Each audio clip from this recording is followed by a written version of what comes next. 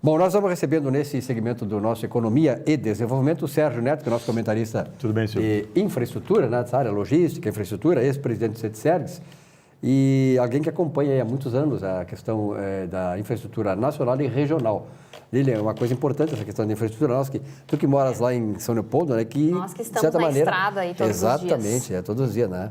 Essa área conflagrada que é da Porto Alegre até a região do Vale dos Sinos, né?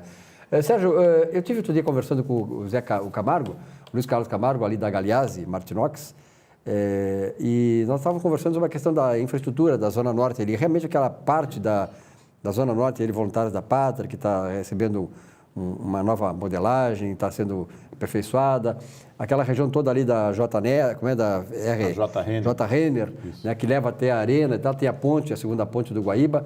Aquilo aí está dando uma grande transformação, né? Mas vocês têm muitas preocupações em relação à situação toda empresarial ali. O bairro, na verdade, é um bairro empresarial, né? Muitas empresas já saíram daquela região em função da segurança ou da insegurança, né, e da falta de mobilidade. O que ocorre é que aqueles movimentos ali de infraestrutura, de melhoria da infraestrutura, estão muito lentos. Ou seja, se construiu a arena e agora sai atrás da estrutura para chegar na arena, o que deveria ser o contrário. E o movimento da ponte também vai transformar aquela região ali, porque serão vários acessos, é um novo projeto da ponte, e a dificuldade realmente ela existe. Existe porque existem muitas vilas irregulares naquela região, existe porque não foi duplicada a J. Renner, a Voluntários tem um trecho duplicado, outro ainda não, muito problema de alagamento quando chove. Então, essa carência é que precisava ser mais ágil. O governo municipal, principalmente, que está envolvido nesses projetos, é que deveria dar uma intensiva para que a gente tenha um pouco mais de mobilidade naquela região.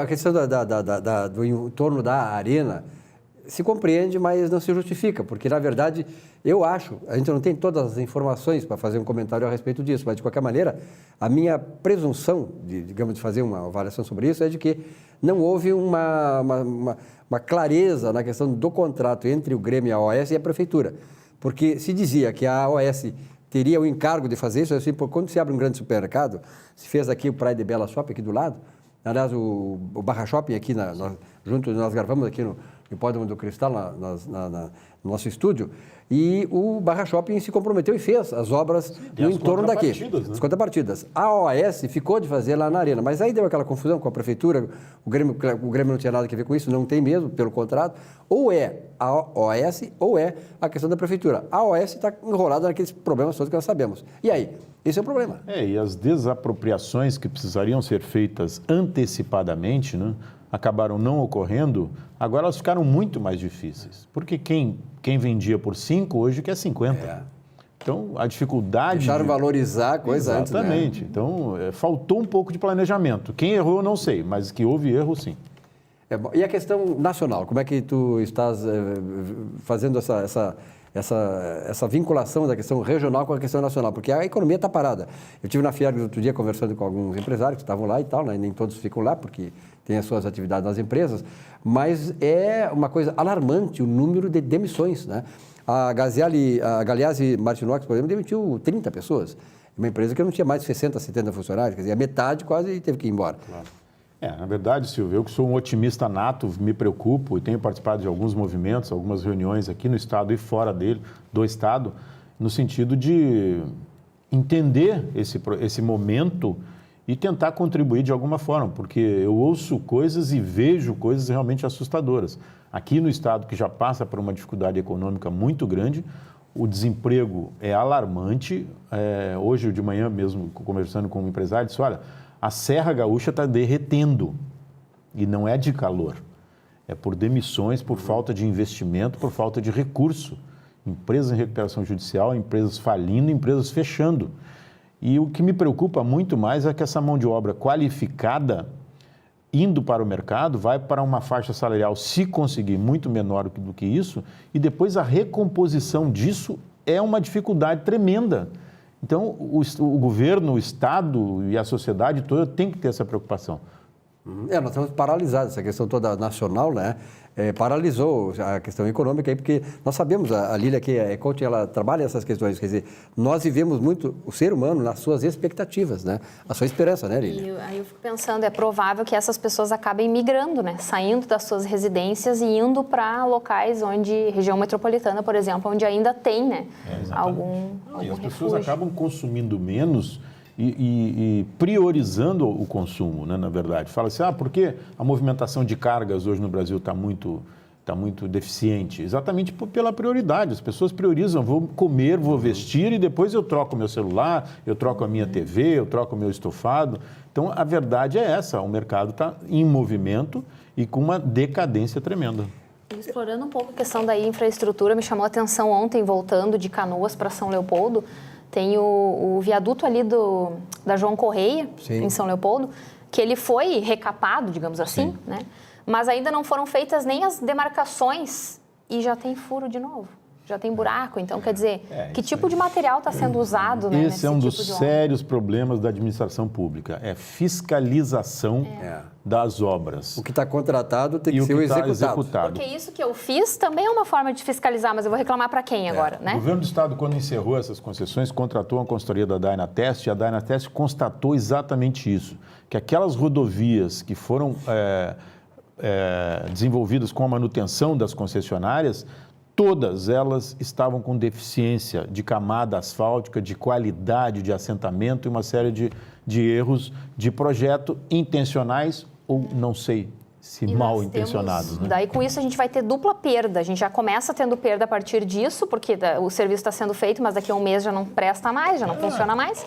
E no período em que está sendo feito, aí tu gera um caos no trânsito, né? Porque a gente sabe o que gera aquilo ali. Tu fechar uma pista da 116. Aqui em Porto Alegre, Silvio, eu estou olhando, a imobilidade que nós estamos vivendo em Porto Alegre é uma coisa impressionante. Em qualquer lugar, né? Em qualquer lugar. Intervenções mínimas que precisariam ser feitas não estão sendo feitas e a gente não entende a razão para isso. Agora mesmo, há mais de um mês se observa na Mauá, entrada de Porto Alegre, que havia um buraco ali por erosão, ou seja, agora colocaram um cone ali, é um caos total para quem chega em Porto Alegre. E o cone continua lá e não há uma intervenção. É uma coisa impressionante. O problema de Porto Alegre não era só da saída, que é complicado a saída, como na chegada agora, né? Mas as páginas amarelas da Veja, se não me engano, um mês e meio atrás, eu não me lembro quem foi, mas um especialista aí internacional, e ele disse o seguinte, que o problema do Brasil, eu passar essa informação a ti, eu acho que tu não chegasse a ler, Sérgio, é que os contratos feitos pela iniciativa privada com o setor público têm que ter, como nos Estados Unidos, como intermediário, como terceiro implicado, uma seguradora. Por quê? E aí ele explica por que nos Estados Unidos é muito baixo, digamos assim, é residual a questão da corrupção e das obras mal feitas, porque a seguradora, estando segurando a obra, ela vai fiscalizar, não deixa para o encargo do governo fiscalizar. Ela vai fiscalizar a obra, porque se a obra, no tempo devido, ela tiver um problema, quem vai pagar vai ser a seguradora. Claro. Né? Então já coloca um terceiro, tira o ente governamental, que é ineficiente, é irresponsável, tem todas as implicações que nós sabemos, nem precisa dizer aqui. Então eu acho uma fórmula interessante esta, né? De copiar uma coisa que não é só nos Estados Unidos, na Inglaterra, no Canadá se faz. Todos os contratos, iniciativa privada, com o setor público, tem que ter uma interferência de uma seguradora. Exatamente para isso. Interessante, até porque aumenta a preocupação e a responsabilidade de quem está executando. Exatamente. Porque é como hoje, se você não cumprir uma regra do seguro, o seguro não vai pagar e você será responsabilizado. Né? Num primeiro momento, a gente até pode ter um aumento na manutenção disso, no custo de manutenção, porém, por outro lado, a gente sabe que se a manutenção das rodovias for feita no prazo, a gente tem uma redução de custo. Olha, aqui um exemplo claro, eu volto a falar a questão das concessões que se encerraram no Rio Grande do Sul. O contrato previa uma durabilidade de 2 anos após o término das concessões. Não duraram 90 dias. Então, não tem explicação. Como a Lília falou aqui, na verdade, também isso é importante. Mas só que, por exemplo, se o contrato diz que a faixa, digamos assim, como é que chama o filete asfáltico? A espessura fosse de 5 milímetros, 6 milímetros, 10 milímetros, tem que ser excessivo. Porque, na verdade, o que se sabe aí é que o camarada contrata 8 milímetros, digamos, e faz 5. Quer dizer, ele ganha não só no contrato que já fez por 8, por 10, e está ganhando quando ele reduz isso. E deixa de aplicar o insumo mais caro, que é o asfalto, dentro daquela obra. Exatamente. Entendeu? Então, a redução de custo dele é enorme, mas também a redução de durabilidade Então, o que nós temos que repensar, né, Sérgio e Lira, é essas questões. Quer dizer, eu acho que isso aí impediria muitos problemas que são na prática, que nos infernizam a vida nas cidades, nas zonas urbanas, mas, sobretudo, também fecharia alguns ralos em que se poderia fazer e praticar o que hoje no Brasil é uma coisa muito comum, que é a corrupção. A corrupção ativa e passiva, que é terrível, né? Sem dúvida. Sérgio, obrigado pela tua presença aqui. Não, obrigado também. Um rápido intervalo, já voltamos.